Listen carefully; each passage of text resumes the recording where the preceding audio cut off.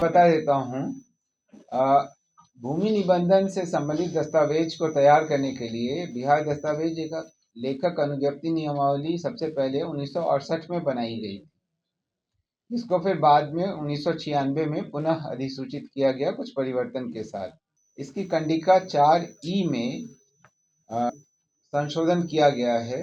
1968 में ये था कि लेप्रोसी प्रभावित व्यक्तियों को अनुज्ञप्ति प्रदान नहीं की जाएगी।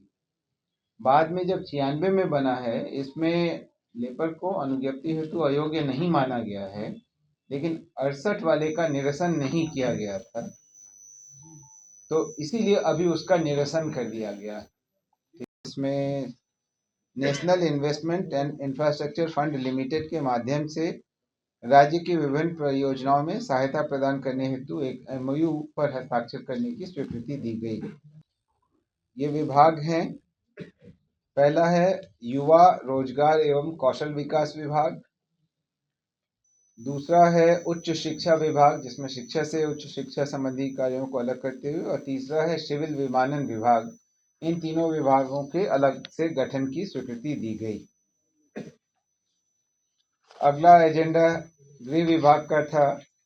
भारतीय नागरिक सुरक्षा संहिता के तहत बिहार इलेक्ट्रॉनिक आदेशिका जारी करना, तामील एवं निष्पादन नियमावली 2025 की स्वीकृति दी गई।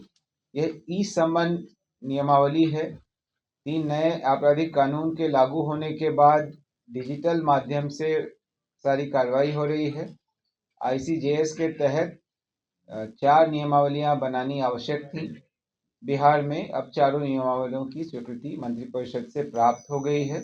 एक हाईकोर्ट ने जारी किया है और 3 गृह विभाग द्वारा निर्गत किए गए हैं। पहला आज जिसमें आज 2 स्वीकृत हुए, पहला ये था और दूसरा था अगले एजेंडा पर, वो है ई साक्ष्य प्रबंधन नियमावली। इस पर भी मंत्रिपरिषद की स्वीकृति आज प्राप्त हुई। अगला एजेंडा विज्ञान प्रौद्योगिकी और तकनीकी शिक्षा विभाग का था, जिसमें Bihar remote sensing application centre के जियो स्पेशियल सर्विसेज के उपयोग हेतु नीति बनाई गई। इस नीति 2025 पर स्वीकृति दी गई। आपदा प्रबंधन विभाग का अगला एजेंडा था, जिसमें राज्य के गया एवं मुंगेर जिला को नागरिक सुरक्षा जिला घोषित करने एवं उसमें नागरिक सुरक्षा जिला इकाइयों के लिए कुल 14 पदों के सृजन की स्वीकृति दी गई। उद्योग विभाग का अगला एजेंडा था, उद्योग विभाग बिहार पटना के अधीन तकनीकी विकास निदेशालय का नाम परिवर्तित कर सूक्ष्म लघु एवं मध्यम उद्यम निदेशालय करने की स्वीकृति दी गई। और आखिरी एजेंडा था खान एवं भूतत्व विभाग का, जिसमें खान एवं भूतत्व निदेशालय को 2 निदेशालयों खान निदेशालय एवं अन्वेषण निदेशालय में पुनर्गठित किया गया, और खान निदेशालय के अंतर्गत 2 उप निदेशालय हैं, खनन उप निदेशालय तथा सुरक्षा उप निदेशालय। इसका गठन किया गया और इसके लिए पदों के सृजन की स्वीकृति दी गई। आरक्ष फाउंडेशन के लिए 15 करोड़ रुपए की राशि से कॉर्पस फंड के गठन की स्वीकृति के संबंध में, ये वाल्मीकि टाइगर रिजर्व को रन करने के लिए कॉर्पस फंड की स्वीकृति दी गई है। वहाँ पर जो फाउंडेशन है वो इसका इस्तेमाल करके क्रियान्वयन करेगा। दूसरा एजेंडा था संजय गांधी जैविक उद्यान प्रबंधन एवं विकास सोसाइटी के गठन हेतु संगम ज्ञापन एवं उपनियम 2025 की स्वीकृति के संबंध में। इसमें सेंट्रल जू अथॉरिटी से भी निर्देश प्राप्त था। उसके आलोक में संजय गांधी जैविक उद्यान को एक सोसाइटी के रूप में गठित किया जा रहा है, ताकि जो इसका रेगुलर अपकीप इत्यादि करेगी।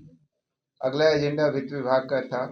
6ठम केंद्रीय वेतनमान में वेतन एवं पेंशन प्राप्त कर रहे राज्य सरकार के सरकारी सेवकों एवं पेंशन भोगियों, पारिवारिक पेंशन भोगियों को 1 जुलाई 2025 के प्रभाव से 252% के स्थान पर 257% महंगाई भत्ता राहत का भुगतान के संबंध में। सर, इसमें कितने कर्मियों को फायदा होगा? ये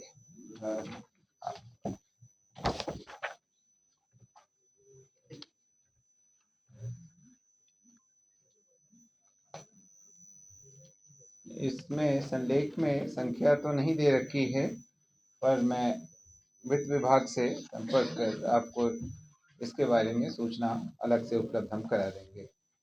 इसी प्रकार से पंचम केंद्रीय वेतनमान में वेतन एवं पेंशन प्राप्त कर रहे राज्य सरकार के सरकारी सेवकों, पेंशन भोगियों, पारिवारिक पेंशन भोगियों को 1 जुलाई 2025 के प्रभाव से 466% के स्थान पर 474% महंगाई भत्ता एवं राहत के भुगतान की स्वीकृति दी गई। हाँ, इसका भी संख्या आपको बता दूंगा। वित्त विभाग का ही अगला एजेंडा था, जिसमें 11 अप्रैल 2023 के उपरांत 30 जून एवं 31 दिसंबर को सेवानिवृत्त होने वाले सरकारी सेवकों को मात्र पेंशन की गणना हेतु वैचारिक वेतन वृद्धि अनुमान्य की गई। इसका मतलब क्या हुआ? इसका मतलब ये हुआ कि जैसे मान लीजिए कि 1 जुलाई से वेतन वृद्धि मिलती और कोई 30 जून को रिटायर हो रहा हो, तो उसको एक इंक्रीमेंट कम मिलेगा। लेकिन कुछ मामलों में सुप्रीम कोर्ट में यह निर्णय हुआ कि चूंकि वेतन वृद्धि पूरे साल के काम के बदले दी जाती है और जो रिटायर हो रहा है उसने पूरे साल काम किया ही है, इसलिए वैचारिक तौर पर यह मानते हुए कि उसको वेतन वृद्धि मिल गई, उनका पेंशन इत्यादि का उस हिसाब से निर्धारण किया जाएगा। उनको फायदा होगा सर? बिल्कुल, उनको फायदा होगा, पेंशन में फायदा होगा, वेतन में कोई फर्क नहीं पड़ेगा, लेकिन पेंशन में फायदा होगा।